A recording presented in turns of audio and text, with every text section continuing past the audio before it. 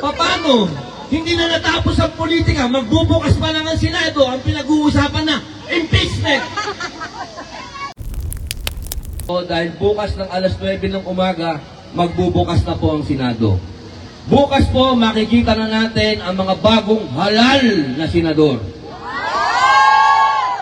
At itong mga bagong halal na senador, napakadami po nilang sinasabi. Ang sinasabi nila, dapat ituloy ang impeachment. Papayag ba kayong ituloy pa?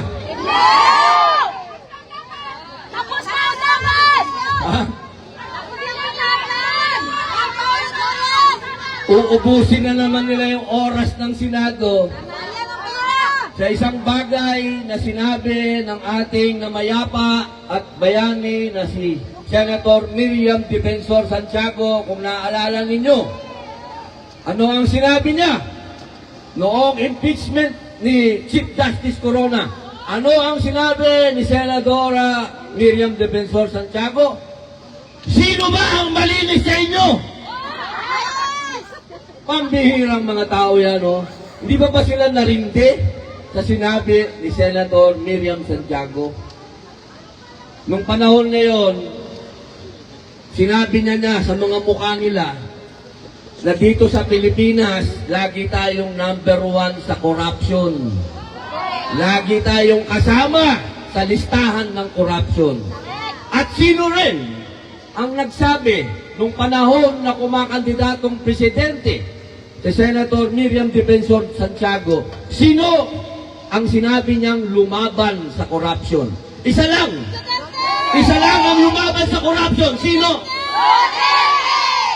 Diba? Mismo sa bibig niya lumabas. Isa lang ang lumaban sa corruption at yan ay walang iba kundi si Rodrigo Roa Duterte. Hindi magkaalyado yan. Hindi magkaalyado si Defensor at si Duterte. Hindi. Pero lumabas sa bibig ng bayaning senadora na iisa lang daw sa Pilipinas ang lumaban sa corruption. At yon ay ikinulong nila ngayon sa ICC. Hindi ba dapat tayong masaktan, mga mahal kong kababayan? Dahil lahat naman tayo naniniwala kay Senadora Santiago, hindi ba? Alam naman natin na si Senadora Santiago ang lumaban din sa korupsyon diyan sa lahat ng napuntahan niya. Customs, lahat, nung naging judge, lahat. Nilabanan niya yan. Pero sa harapan ng maraming tao, doon sa kanilang debate nung presidential election, sinabi niya mismo. Tapos ngayon, pagbibintangan nila, si Inday Sara Duterte, na corrupt, ay pambihira. Naglulukuhan talaga tayo sa Pilipinas. Dapat, ang pakikinggan ninyo, mga mahal kong kababayan, yung mga taong nagsasabi ng totoo at yung may kredibilidad magsabi ng totoo. Hindi kayo dapat maniwala dun sa mga taong pinagsususpetsahan at meron ding mga kaso. Sino ba yung mga nagsasalita? Sino ang mga nagsasalita na si Inday Sara Duterte ay may ginawang kasalanan? Sino ba yung mga yan? Tingnan nyo muna sila.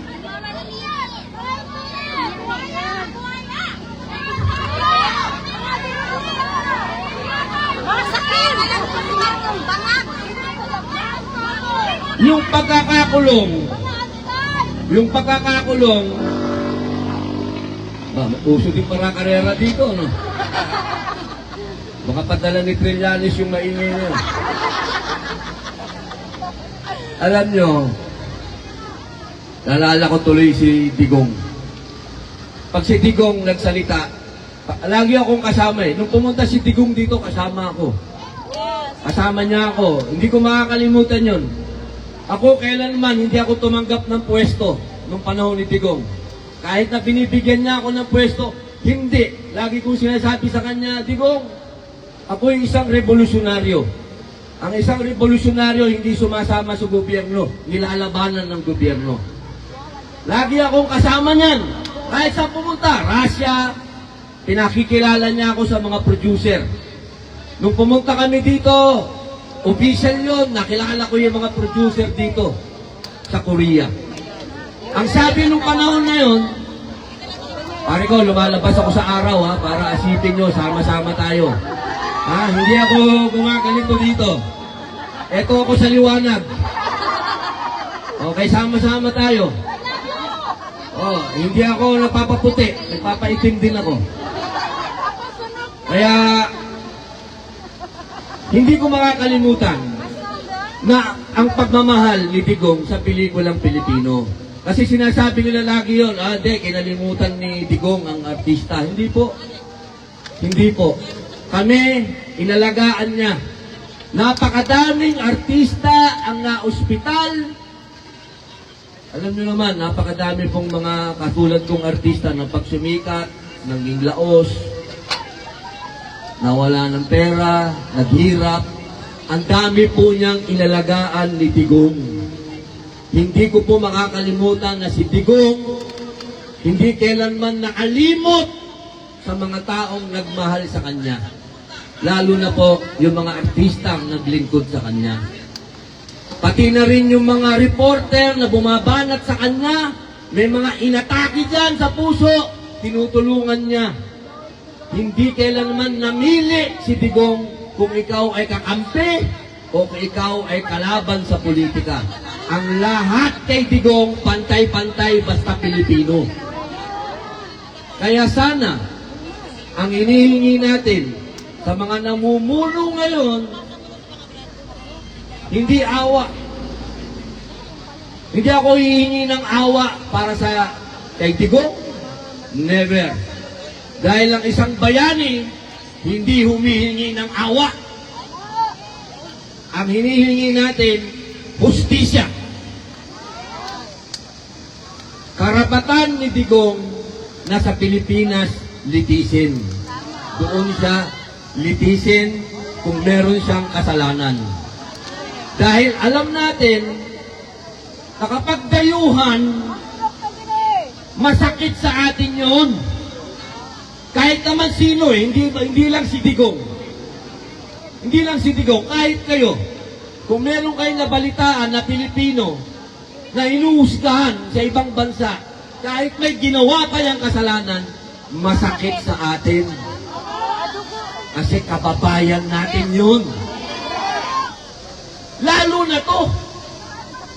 Ang sinasabi nila, may kasalanan sa Pilipinas. Bakit sa nasa ICC?